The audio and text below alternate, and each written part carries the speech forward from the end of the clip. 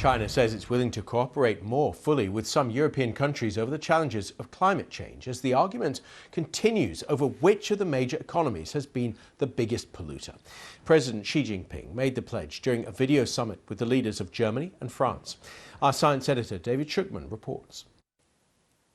China is the world's greatest factory and its biggest polluter, and America is the second largest. Together they account for nearly half of global emissions. And there's now a US president determined to change that.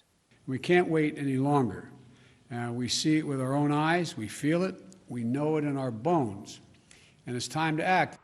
So he's pushing for a lot more green energy, and he's reversing the Trump years by sending his envoy John Kerry worldwide. Secretary Kerry, can we avert climate catastrophe? Including the UK last month and, crucially, China just now.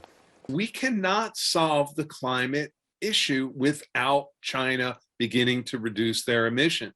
This is the key to the global puzzle. Biden has to figure out a way to compel Beijing to begin to cut their emissions, or all the efforts we're making domestically are going to be ineffectual.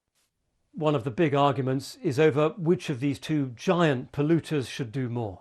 The US points out that it produces about 14% of the global total of emissions, while China releases about twice that. But for its part, China says, look instead at the accumulation of greenhouse gases since 1750. America has emitted about a quarter of those, while China, which only industrialized relatively recently, has produced far fewer. Another dispute is over coal. Beijing is encouraging others to burn more of it. I filmed these Chinese workers at a coal-fired power station in Serbia, one of dozens of projects around the world. And this comes as pressure over human rights leads to worsening international relations, which may mean China sticks with coal. It's got big reserves which it can rely on.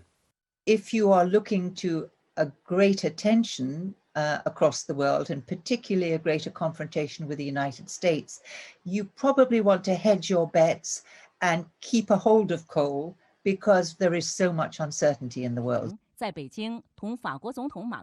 Today, Chinese television reported on President Xi having virtual talks with the leaders of France and Germany. Climate change was the key topic. The pace of diplomacy on this is accelerating. David Schuckman, BBC News.